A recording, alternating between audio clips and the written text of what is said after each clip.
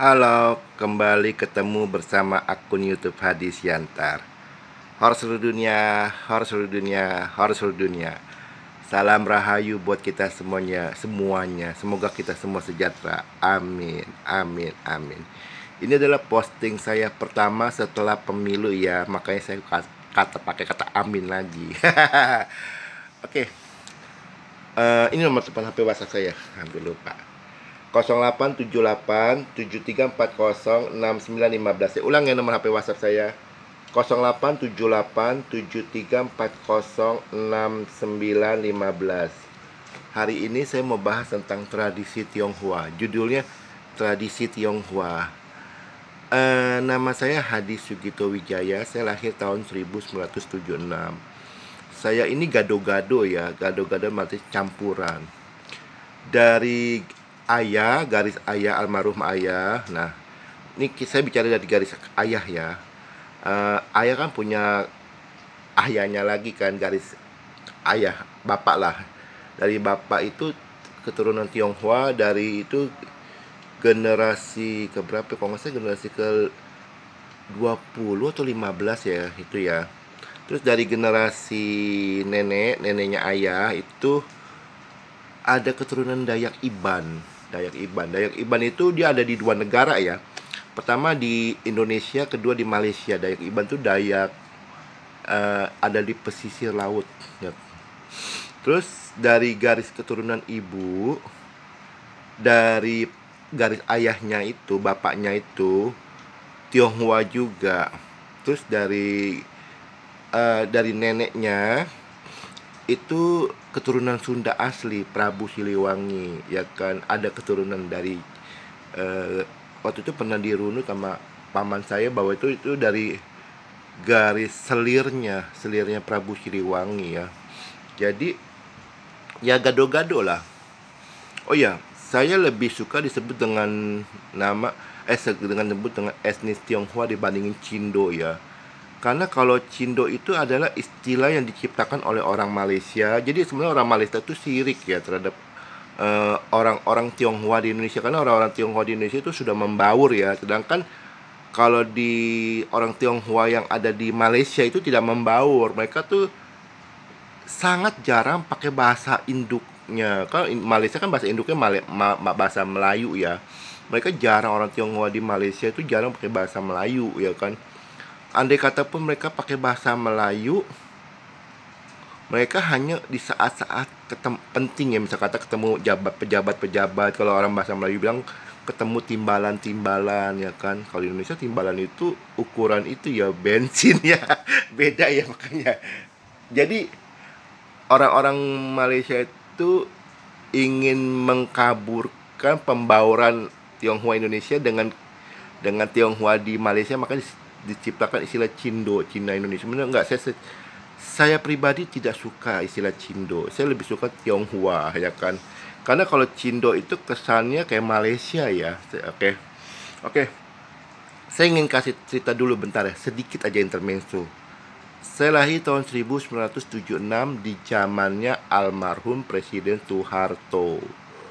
Soeharto itu memang membonsai budaya Tionghoa, khususnya di kota Jakarta ya, mengkerdilkan ya. Jadi ya bahkan di waktu zamannya Soeharto itu ada istilah tembok ada kuping. Maka kita harus bicara hati-hati. Itu zamannya Soeharto ya, Presiden Soeharto ya. Makanya saya masih ingat dulu waktu kebetulan ibu saya itu keluarga besar ya. Jadi anaknya 9, saya anak bungsu. Jadi kalau kita mau merayakan Imlek, bisa kata saya mau ke rumah kakak atau ke rumah koko, kakak cowok. Kalau cici itu kakak perempuan. Kalau tetangga nanya mau kemana, saya jawabnya gini, itu saudara ada ulang tahun. Atau bisa kata, oh mau ucapan syukur saudara menang lotre. Zamannya Soeharto kan ada lotre ya, podcast kayak gitu. Jadi referensi Tionghoa saya, makanya saya nggak bisa bahasa Tionghoa ya. Maka referensi budaya Tionghoa saya itu sedikit ya. Maka saya untuk orang-orang Tionghoa sorry, untuk orang-orang Tionghoa yang dari Sumatera, saya sering disebut dengan istilah Chongseng. Chongseng itu pribumi enggak, Tionghoa enggak. Ya karena memang referensi budaya Tionghoa saya itu sedikit, tapi saya belajar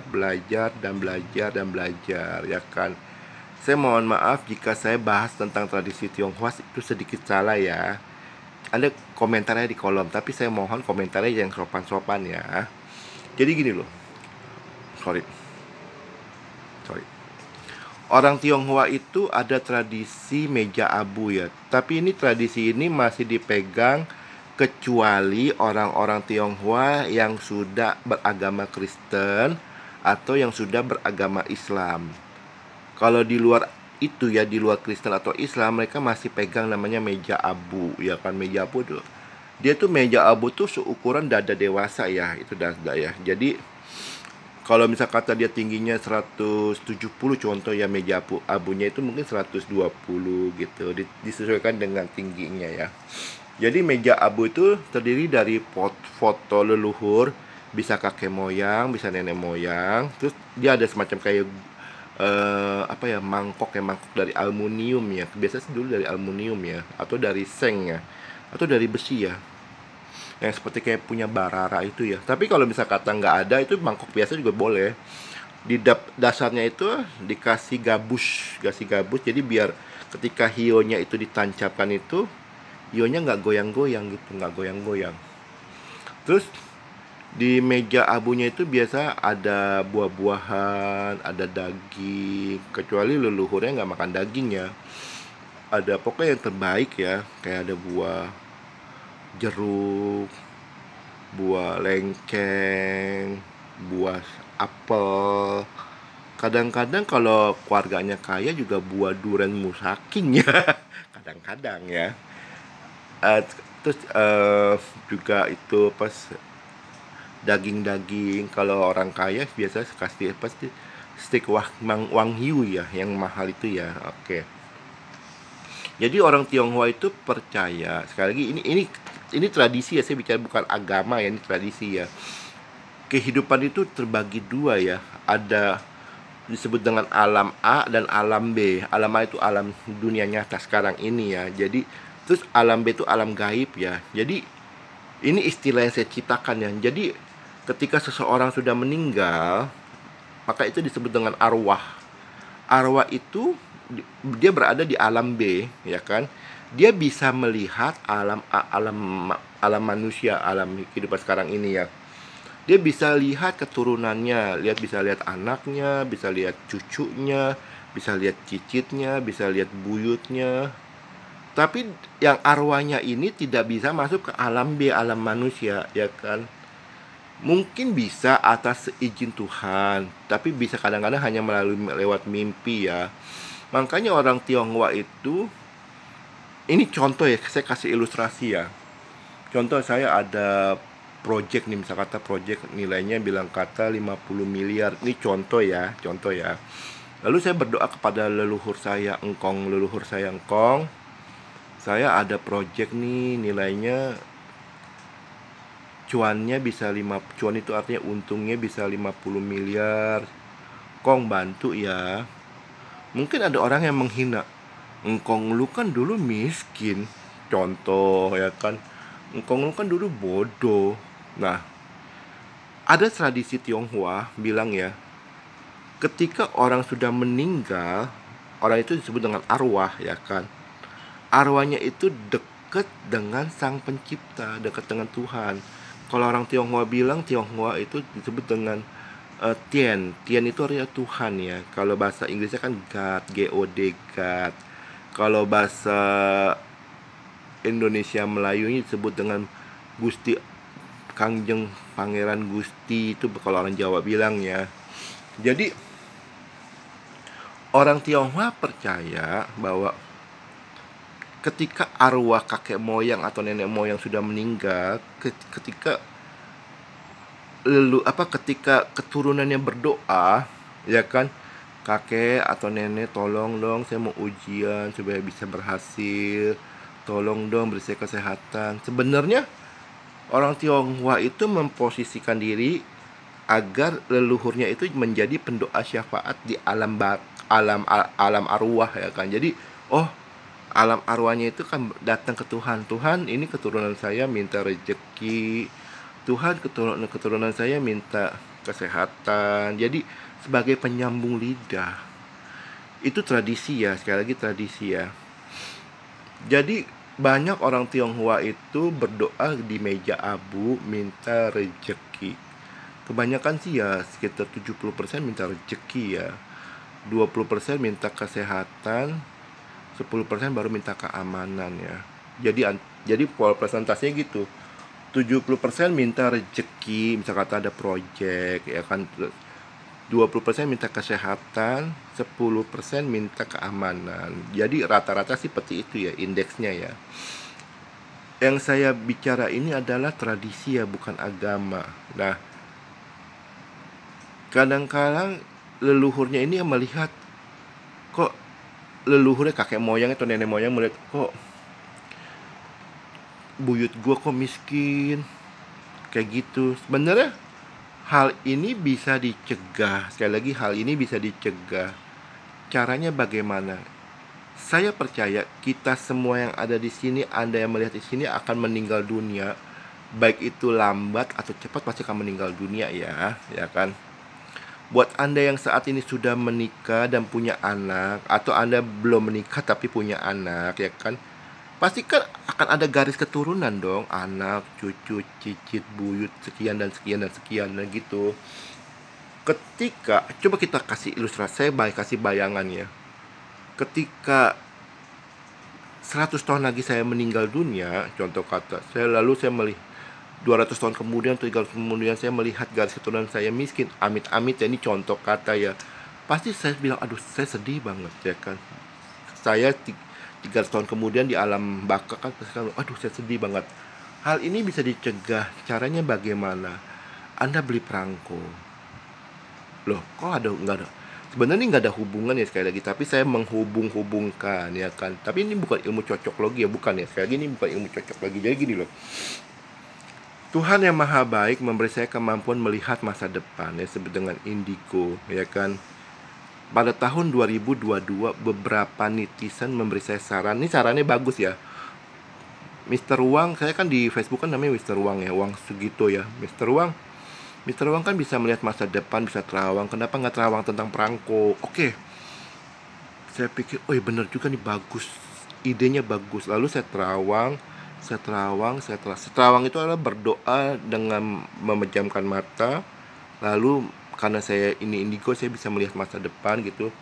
Menterawang, akhirnya saya melihat bahwa 200 tahun lagi, terhitung dari tahun 2022, berarti akan terjadi tahun 2222 ya. Itu perangko akan booming laris manis. Mumpung perangko belum booming, Anda beli perangko di tempat saya. Kok di tempat Hadi Syantar? Karena ada 3 jaminan. Jaminan pertama, garansi 14 hari. Jaminan pertama, minimal 14 hari ya.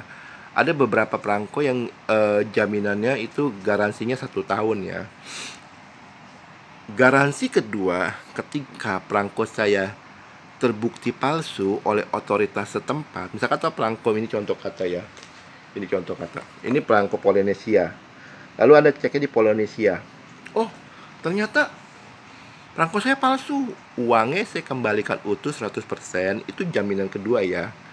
Jaminan ketiga, ketika uangnya saya udah utuh, saya kembalikan 100%, perangkonya saya tarik, saya robek-robek depan Anda. Pedagang perangko yang lain tidak berani kasih 3 jaminan. Saya berani kasih 3 jaminan. Jadi mumpung harga perangko masih terjangkau, saya menjual perangko mulai dari harga 1.200.000, dapat 30 lembar perangko sampai harganya miliaran ya. Jadi mumpung harga perangko masih terjangkau, ayo beli perangko. Karena kita semua akan menjadi kakek moyang yang cowok, kita semua yang cewek akan menjadi nenek moyang, ya kan? Pasti akan jadi kakek moyang atau nenek moyang, ya kan? Ketika Anda di alam baka, di alam barzah, ya kan, melihat keturunan Anda, misalkan keturunan garis keturunan Anda keempat menderita, Anda kan merasa, aduh, kenapa gua nggak membekali nggak membekalin sebuah sebuah warisan buat buyut, ya kan. Buyut itu generasi keempat ya. Anak pertama kan anak, generasi kedua cucu, generasi ketiga cicit, generasi keempat adalah buyut, kayak gitu. Ayo beli perangko, ayo beli perangko sebelum Anda jadi kakek moyang, sebelum Anda jadi nenek moyang. Ayo beli perangko, karena saat nanti ketika Anda atau saya sudah meninggal dunia 200 tahun lagi, melihat buyut Anda menderita karena ekonomi, itu sudah telat. Mumpung sekarang Anda masih hidup, ayo beli perangko. Beli perangko tempat saya yang harga termurah 1.200.000 dapat 30 lembar.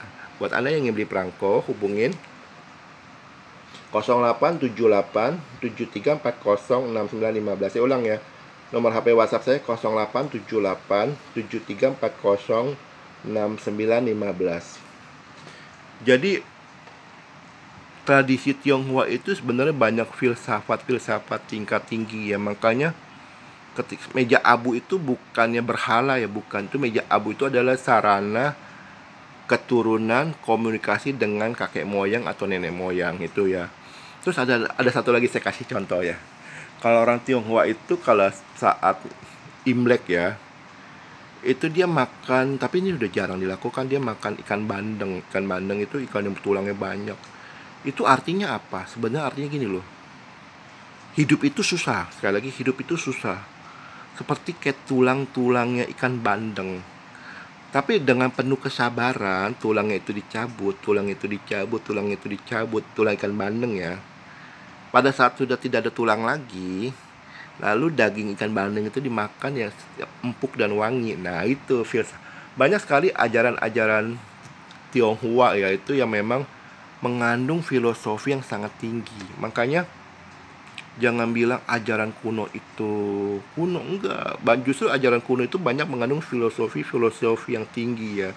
Saya mohon maaf jika ada kata-kata saya salah. Sekian dan terima kasih. Horus seluruh dunia. Salam rahayu buat kita semuanya. Terima kasih. Oh iya, buat Anda yang mau beli perangko, hubungin nomor telepon HP saya ya. Mumpung Anda masih hidup, ayo beli perangko. Saya jual perangko yang sangat murah ya. Ada yang murah, ada yang mahal ya. 1.200.000 dapat 30 lembar. Lumayan loh. Ayo beli perangko. Terima kasih.